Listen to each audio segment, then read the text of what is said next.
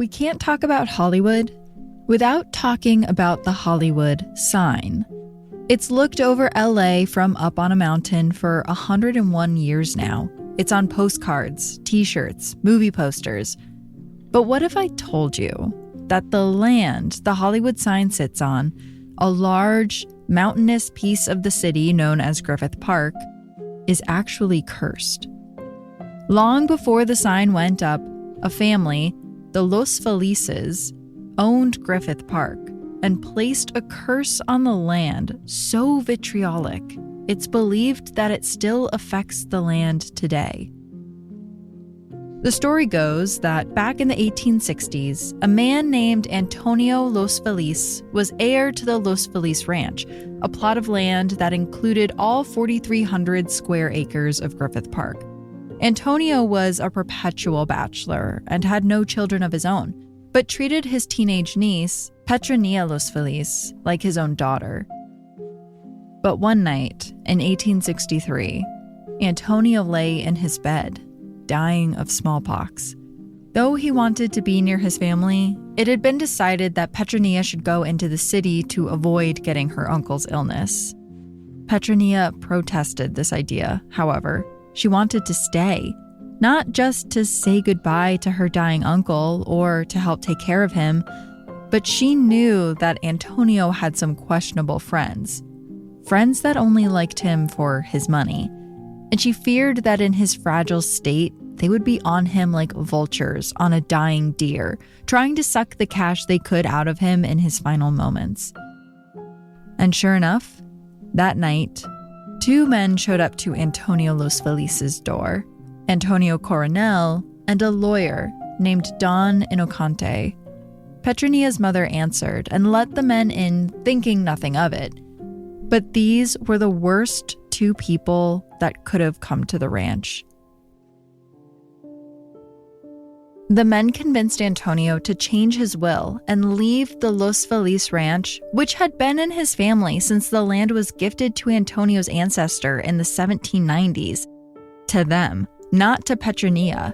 Since Antonio didn't have any heirs, the land was supposed to stay in the family through her. But all it took was a quick flick of the wrist, and he signed it all away. That night, Antonio died.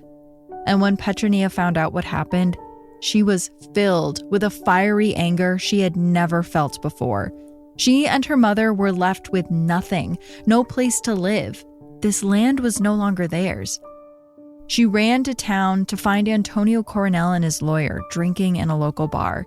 So she marched right up to them and reportedly screamed, "Your falsity should be your ruin. The substance of the Feliz family shall be your curse. The lawyer that assisted you in your infamy and the judge shall fall beneath the same curse. The one shall die an untimely death, and the other in blood and violence. A blight shall fall on this terrestrial paradise. The cattle shall sicken. The field shall no longer respond to the tiller.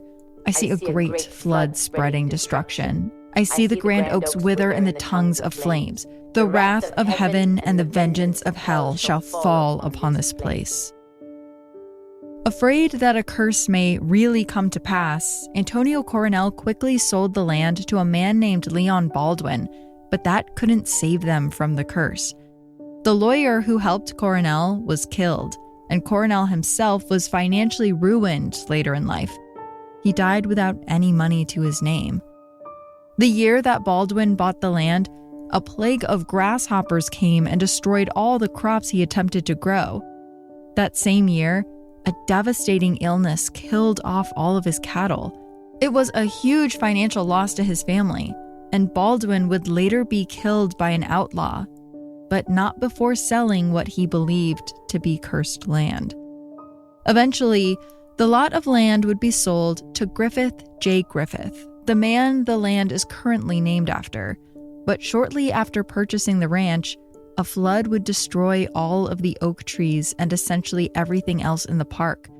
Petronilla had passed away by this point, but she was making good on her word.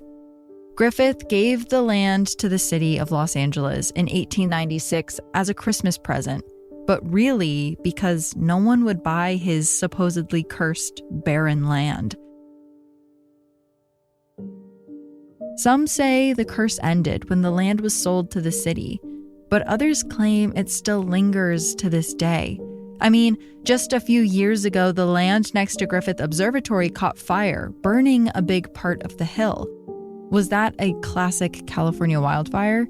Or was Petronilla still trying to scorch the earth? To me, it's always seemed kind of funny that Hollywood was built on cursed land, and I can't help but wonder if it's had any sort of ripple effect. Is all of Hollywood inherently cursed because of one teen girl?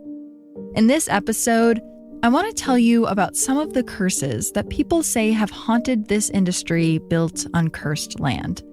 First, you'll hear about the curse that follows men who play the role of Superman, and then I want to tell you about a classic Hollywood film that many have said is cursed by the devil.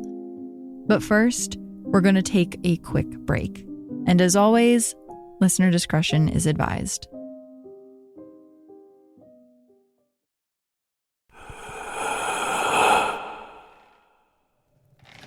Welcome to Heart Starts Pounding, a podcast of horrors, hauntings, and mysteries. I'm your host, Kaylin Moore. I want to dive right into today's topic because I'm so interested in these stories. But before we get into it, have you listened to this month's bonus episode on the dark history and supernatural tales of Waverly Hills Sanatorium? It was an old tuberculosis hospital that's now considered one of the most haunted places in America. The idea was suggested by patrons and then voted on by our High Council tier. And what can I say? I'm a woman of the people. I'm here to tell you the dark history you request.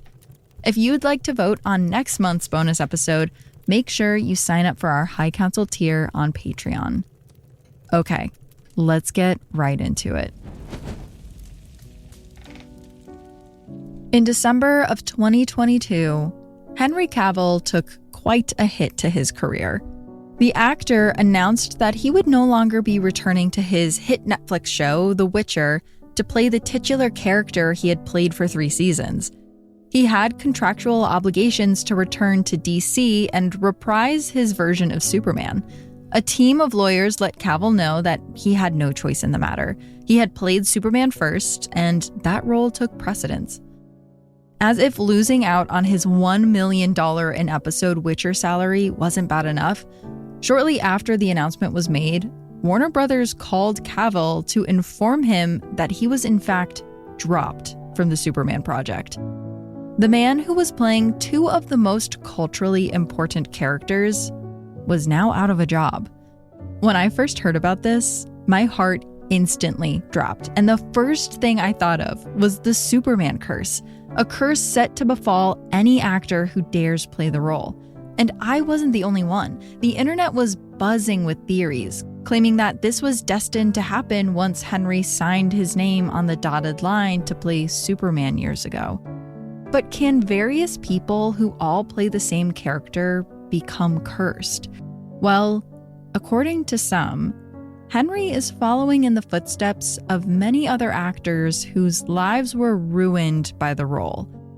Let's start at the beginning. The first man to be cast as Superman for the big screen was named Kirk Alyn.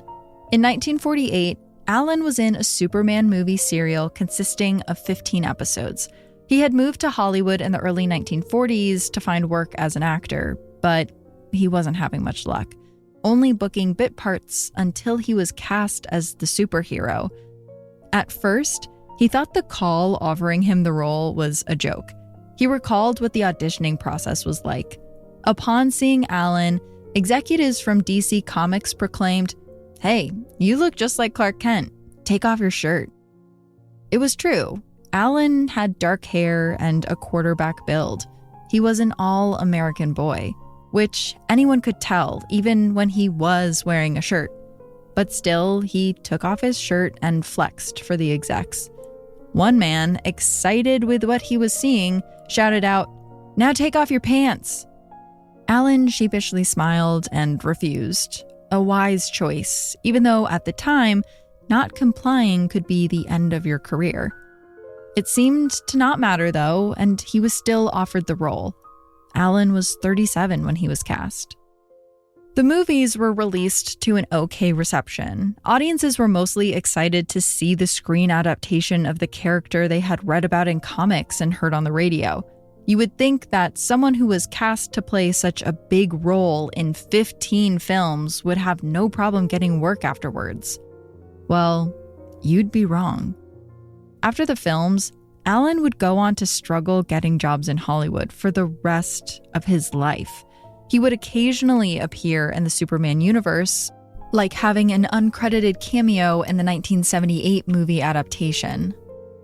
But he died in 1999 in relative obscurity. Okay, one person playing Superman and not being able to find work afterwards is not a curse. It wasn't until the second man cast as the superhero met an unfortunate end that people started wondering if something nefarious was going on. In 1951, an actor named George Reeves was cast as the new Superman. George had a semi-successful career in Hollywood up until that point, being in movies like Gone with the Wind. George really popularized Superman. His movies performed far better than Kirk Allen's, setting him up to not face the same fate.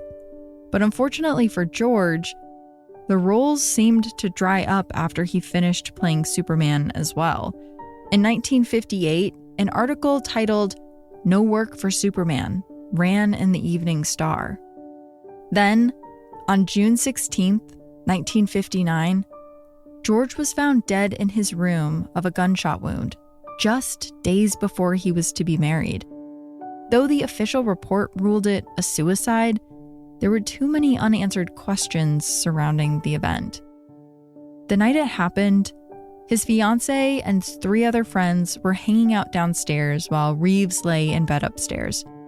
According to witnesses, he came downstairs and joined them for a drink before going back up to bed. A few minutes later, they heard a gunshot ring out. That seemed strange to police, who were called 45 minutes after the shot was fired. They also found it strange that George was found naked, and 3 bullets were discovered to have been discharged around the room. Not one, like the witnesses reported hearing. His body was also covered in bruises. Some believe that George's fiancée shot and killed him. Others think it was a mob hit. There were no prints found on the gun to confirm either way, and no gunpowder was found on his hand. One of George's friends, Fred Crane, heard that after the shooting, George's fiancée ran downstairs screaming, "Tell them I was down here! Tell them I was down here!" Despite this strange evidence, police decided that the actor's dwindling career was a good enough reason to rule it a suicide, and they closed the book. And if that was part of the curse, well, it only seems to get stranger from there. George Reeves was the actor who popularized Superman, but it was Christopher Reeve, no relation to George, who quickly became the most iconic Superman. When I think of Clark Kent, I still think of Christopher Reeve. He was the first Superman I ever cared about, before I became obsessed with Smallville, obviously. Christopher Reeve played Superman in the 1978 film Superman, which performed so well he was invited back for 3 more sequels. Years after he played Superman in 1995, however, Reeves' acting career would come to a crashing halt when he was thrown from his horse during a riding competition. His horse, named Buck, stopped suddenly in front of an obstacle, and the crowd watched in horror as the force threw Reeve forward, causing him to land on his neck. Doctors would later say that if he landed 1/16 of an inch to the left, he would have died instantly. If he had landed just a tad to the right, he would have only suffered a concussion and he would have been fine. But instead, Reeve was left paralyzed from the neck down. For the rest of his life, he'd be bound to a wheelchair, would struggle to breathe on his own, and have no sensation in 90% of his body. He died in 2004 at the age of 52. And Christopher Reeve wasn't the only person playing Superman in those specific movies to suffer the curse. Those movies also feature scenes of Superman as an infant, played by a baby named Lee Quigley. Lee would go on to die at just 14 years old from solvent abuse. While other actors who have played the role since Christopher Reeve haven't suffered as devastating of fates, some argue that the curse still applies. Dean Cain, Brandon Routh, and Tom Welling have all played the role and all struggled getting work afterwards. And if you had told me that Tom Welling, the star of Smallville, would struggle to get work after the show, I would have told you that's impossible. This is the most beautiful man to have ever lived, and surely he'll be a movie star forever. And yet, why is this role cursed? Well, some say it goes all the way back to the creators of Superman. Jerry Siegel and Joe Shuster sold their first ever Superman comic to Action Comics in 1938 for $130, which is just $2,800 today. That's not even rent for a month for two people. But they were just excited they could finally see the character they dreamed up come to life. Siegel and Shuster were two Jewish immigrants who initially created Superman as a hero who could single-handedly end World War II. Most people don't know this, but Superman started as a Nazi hunting purveyor of justice, and in a 1940 comic, he punches Hitler square in the face. Now, that's a movie I would go watch. But you would think that the two men who created Superman would be set for life, right? Wrong. Due to some bad deals, they were never properly compensated and hardly received any royalties for the character. And on top of that, Shuster started losing his eyesight by the 1950s and was unable to work any longer. Siegel had to take a series of dead-end jobs at Marvel just to get by. The two were eventually given a pension by Warner Brothers, but many agree that was not enough. For reference, Batman vs. Superman made over $870 million at the box office. Siegel and Shuster would have seen less than 1/4% of that in their lifetime. For now, believers in the curse are closely watching Henry Cavill's career. He's set to star in the new Amazon show Warhammer, which we'll see if that becomes as big as his other projects. Maybe he'll be able to finally break the curse. Or perhaps he's destined to suffer the same fate as those before him. Okay, so we know that roles may be cursed, but can films themselves be cursed? Up next, we look at what happens when Hollywood tries to portray the Antichrist. After the break. There's an old belief that states the devil's greatest trick was convincing us he doesn't exist. It's a belief that honestly terrifies me. To think that evil wants to work in the shadows to manipulate us like puppets without our knowledge is horrifying. There's another belief, this one more modern, that movies which try to portray the devil are inherently cursed because they're trying to shine a light on the demonic presence that wishes to stay hidden. And to prove their point, people typically turn to the movie Rosemary's Baby. So let's start from the beginning. And I'll say here that there are spoilers for the movie in this next part, but you've had 56 years to watch it, so I think we'll be okay. Rosemary's Baby is a 1968 film directed by Roman Polanski about a woman named Rosemary, played by Mia Farrow, who becomes pregnant with Satan's child. It came out at a perfect moment. America was in Vietnam. People were watching daily as their brothers, friends, and lovers were being drafted with no rhyme or reason. The Cold War was also a constant, ever-looming threat, and the year the film came out, 1968, saw the assassination of both Martin Luther King Jr. and Robert Kennedy. It was a time where it felt like the government couldn't be trusted. People were paranoid, and the film perfectly played into those fears. It took something mundane, like a woman carrying a child during pregnancy, and made it a complete nightmare. In the film, Rosemary struggles with her pregnancy and is often told that what she's experiencing is all in her head. Later, we learn that the child, in fact, is Satan's, and its conception was orchestrated by a coven of Satanists. But the real nightmare of making the film started way before it even went into production. And that's because the majority of it was shot on the Paramount Studios lot, a place many claim is haunted. So I've actually had the good fortune of working on the Paramount lot twice in my career. Once as an intern, and the next time as an executive. There's something strange about it. When you walk in, you feel like it's 100 years ago. Many of the buildings are as they were at the time the studio was built. And when I was interning, I was in one of the oldest buildings where the bigwig executives all used to work. And something always felt a little off to me. And not just because they were filming Glee next door.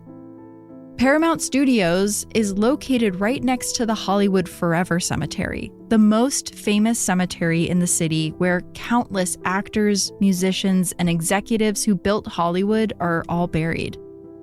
And there's something morbid about being buried next to your workplace. I think it's not really looked at as weird because it's show business, but if I was buried next to the fast food restaurant I spent my formative years at, you bet I would have haunted it. The land that Paramount sits on is actually an original part of the cemetery that was sold to the studio, and no one is sure how many bodies are still buried underneath. For that reason, some say the set of Rosemary's Baby was haunted to begin with. Ghosts are said to roam the Paramount Studios lot. But on top of that, the production of the film may have invited entities onto the set. Because the film deals with Satan and the occult, producers decided to hire Anton LaVey, the founder of the Church of Satan, to be an advisor on set. LaVey also played the role of Satan in the film. He was known for doing satanic baptisms and hosting devil-worshipping orgies. He published the Satanic Bible and was known in the press as the evilest man in the world. And with his direction, there are satanic Easter eggs hidden throughout the film. When Rosemary's at the doctor's office, she picks up a Time magazine that reads, "Is God Dead?" in bright red letters. A real cover the magazine ran in 1966. Also, Sammy Davis Jr.'s autobiography appears multiple times throughout the film. Davis Jr. was known to frequent the Church of Satan and also attend parties with Roman Polanski and his wife, Sharon Tate. I've mentioned it before that some horror movies will have religious advisors on set to make sure the production doesn't become cursed. These are usually members of the church. This production only had advisors that were Satanists. And perhaps that's why, when the producer of the film, William Castle, had to go in for emergency surgery after production wrapped because his kidneys just randomly stopped working, he claimed he saw a demonic presence in the operating room. As he was being wheeled in for the procedure, he caught a glimpse of the surgical tools laying on the surgeon's station. There, in the reflection of a large knife, he swore he caught a glimpse of the devil looking back at him, smiling. William would wake up from the surgery, but the event would stay with him for the rest of his life. Others on set felt like the devil was taunting them as well. There's something known as a God wink. It's when you feel like God is winking at you to let you know you're on the right path. Like, you make a giant decision in your life, and then you see something that looks like a sign from God that you made the right decision. You start dating someone, and you turn on the radio to hear that Bruno Mars song about getting married, that kind of thing. But some believe there's also what's known as a devil wink. Strange coincidences that feel like they've been influenced by something demonic. And that seems to have happened multiple times on set. In the film, there's a character named Hutch who falls into a mysterious coma while helping Rosemary figure out what's going on. 3 months later, he passes away.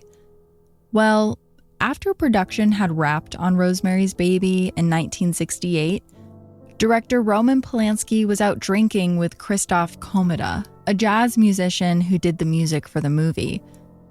That night, another one of their friends, Marek Kleda, joined them for a drink. He and Komeda got into a tussle outside of the bar, and Komeda was pushed down a steep slope.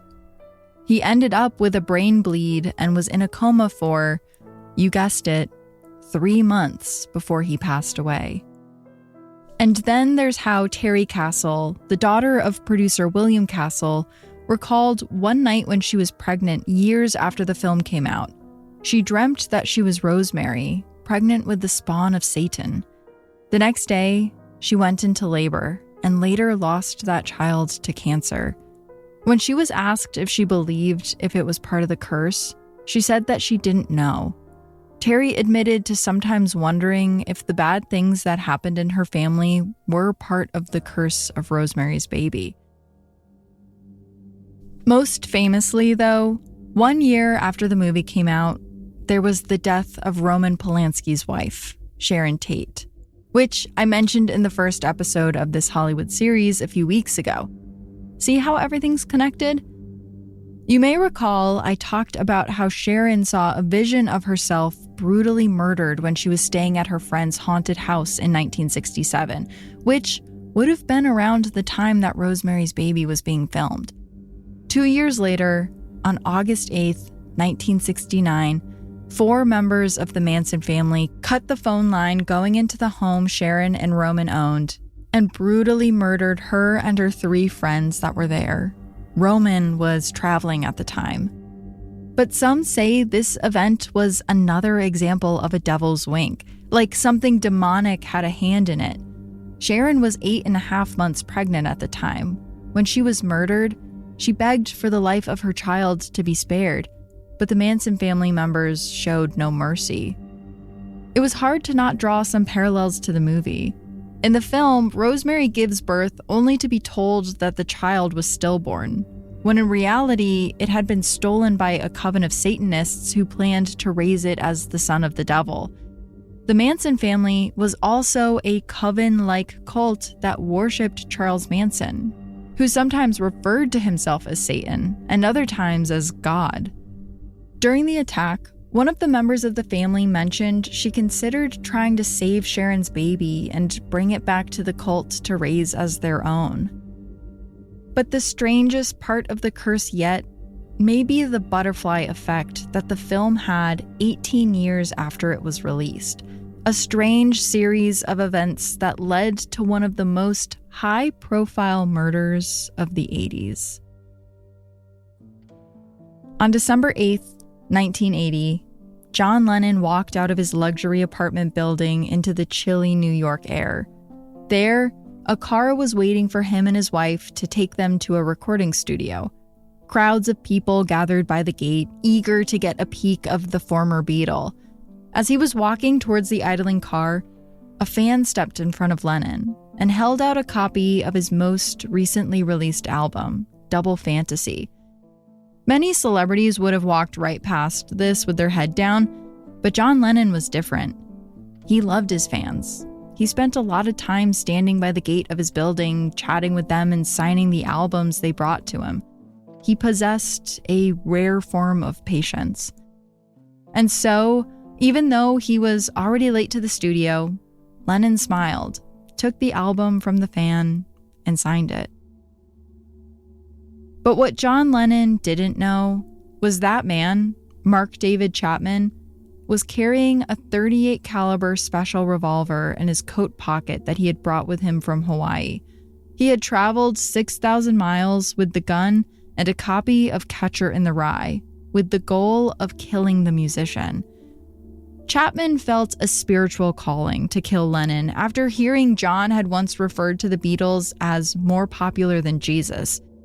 He also felt that Lennon singing the iconic line, "Imagine no possessions," while living a lavish lifestyle, made him a phony, borrowing the word from his favorite book, The Catcher in the Rye.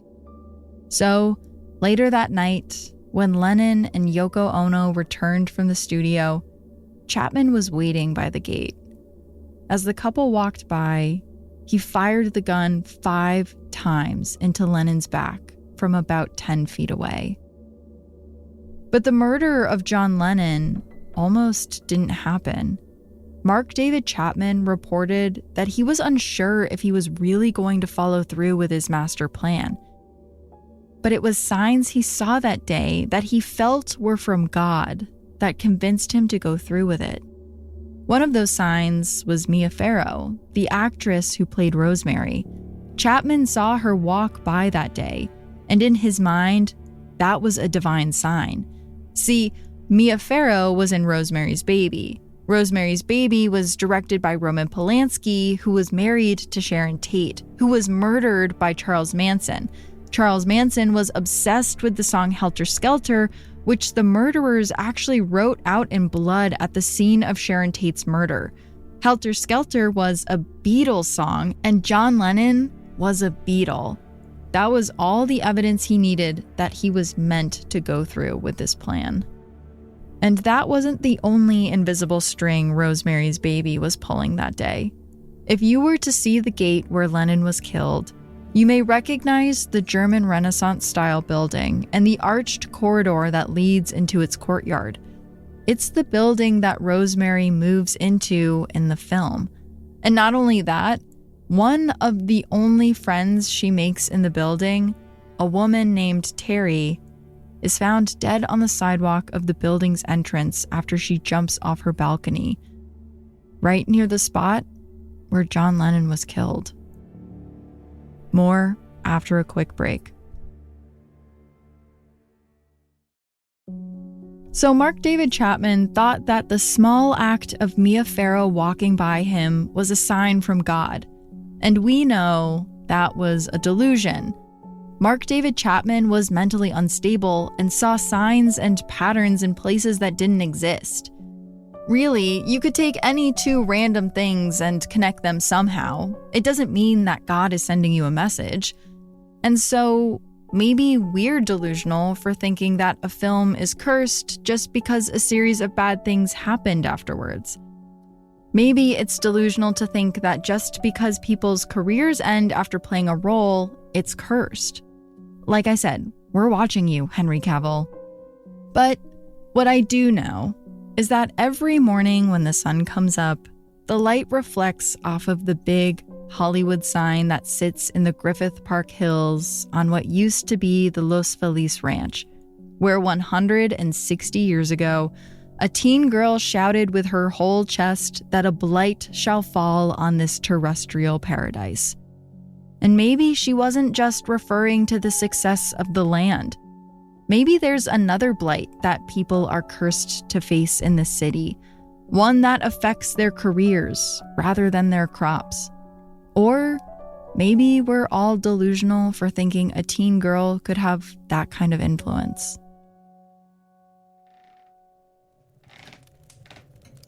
Okay, so that's all I have for you for today's episode. If you'd like to hear more, do join us over on Patreon for our Footnotes episode, where I talk more about the cursed events that have befallen Los Feliz after Petronilla cursed the land.